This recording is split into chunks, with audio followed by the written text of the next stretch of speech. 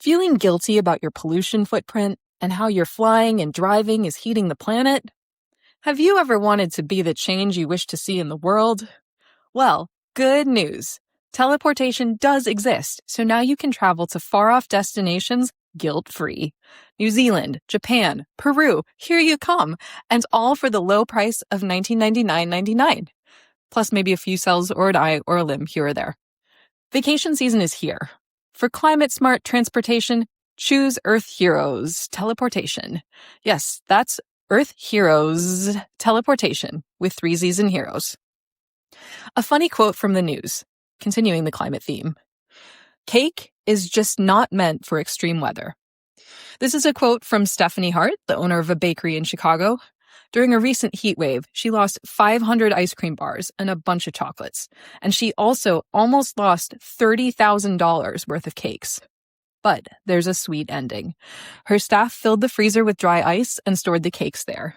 Then, thanks to calls to her local politicians, she got the utility company to turn the power on the next day. Insert theme song here. This is the Daily Sarcast. I give you the news and maybe a laugh. I'm Kate Stein, and today is August 19th, 2026. So yeah, I'm Kate. I am in improv comedy class with Lindsay, and my fun fact is that I used to be a climate journalist at a local NPR station in Miami.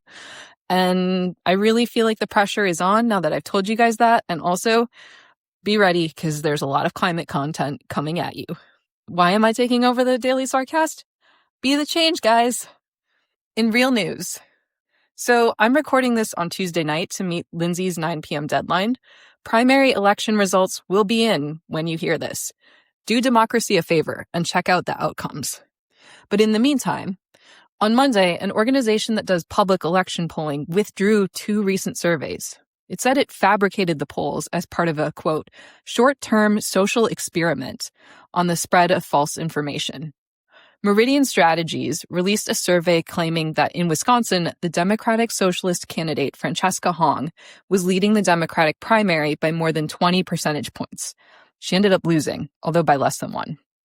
For the Los Angeles mayoral election, which is in November, Meridian's recent survey showed Karen Bass, the current mayor, leading by nearly 12 percentage points. And again, they retracted both of these surveys. I have to agree with this professor who commented on this article when the New York Times published it. She was like, what are you doing? What are you measuring? This was not any sort of experiment. They did not ask people how their opinions changed after the polls were released. They didn't compare different groups to each other. They were just, as this professor put it, wreaking havoc in an election with real stakes. So yeah, not a big fan of that. We have enough problems with misinformation as it is. I did appreciate the New York Times in their article. It gave a shout out to itself and said the New York Times did not republish the results because Meridian didn't respond to their questions about methodology, which, sometimes I don't love this navel-gazing by media outlets, but fair enough, guys. Well done. In other news, New York City Mayor Zohran Mamdani has decided to start wearing bike helmet.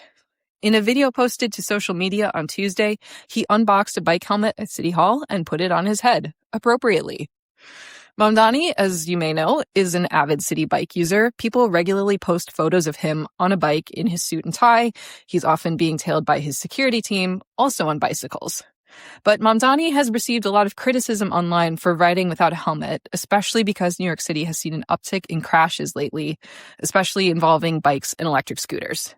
My take, it's about time. He's an elected official. He should be setting an example for the youth of the city, etc., etc.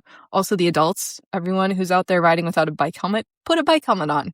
It's just, your brain is your most valuable asset. Why would you risk it? I don't know. So good job, Mamdani.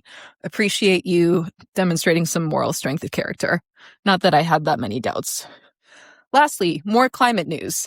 Recent research has found that an increase in wildfires is greatly increasing Americans' exposure to harmful toxins. And wildfire smoke, it turns out, can be even more toxic than smoke from other sources like exhaust. So great news. This is especially true if the fires are in urban areas where electronics and buildings burning are more likely to release harmful chemicals. There's basically no body system that's not affected by wildfire smoke. The studies have found that the smoke drives heart-related hospitalizations, preterm births, complications from diabetes, cancer, cognitive impairment, and not to mention respiratory effects like asthma. Which, yeah, none of this is surprising. Some of us probably felt this in the recent wildfires across the US and Canada. I did find that there was a depressing lack of what can we do about this in this particular article? Should we wear masks? Guys, probably wear masks. Wear the masks that filter out small particulates. We learned some lessons from COVID. Another thing, go vote. Hence, pay attention to election results too.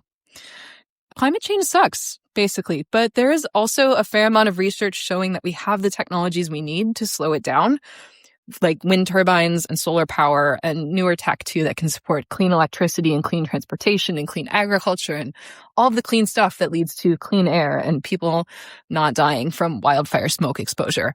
And the number one thing that we can do is talk about it, talk about climate change, talk to your elected officials, talk to your friends and neighbors, go protest. Collective action and spreading awareness, super important here. Okay, off my NPR climate reporter pedestal for a moment. In Kate life. So my friend and I, great relationship, really like him. He's in a self-help moment right now, which, again, very happy for him. Very eager to support him on his journey.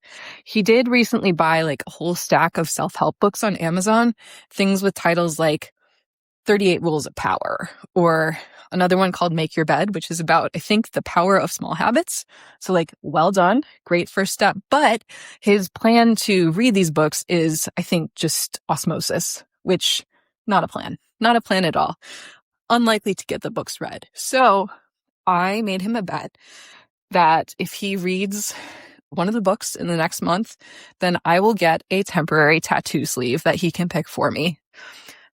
And if he doesn't read the book, then he gets the sleeve that I pick for him. So guys, anything to promote literacy, I think. Am I right? This is NPR. Special segment, Wednesday, things I am thinking about. Well, we covered a lot of ground, and I am now having a moment of self-reflection, which is that 75% of this podcast was about disasters. It is maybe time for me to get some new hobbies. But you know what? My new hobby is not going to be cooking, which brings us to our cooking tip of the day. When I was growing up, my family moved around quite a bit, and there were a couple of times when we lived in our basement while carpenters were renovating our kitchen, and my mom became a microwave basement cooking master. And she taught me how to make scrambled eggs in the microwave, which is a recipe that persists in my life to this day as a non-cook.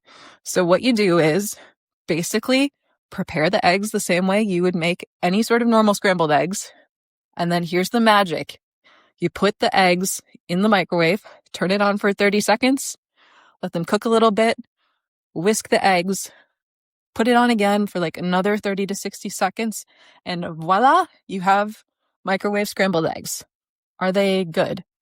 Can they explode if you don't pay attention and overcook them?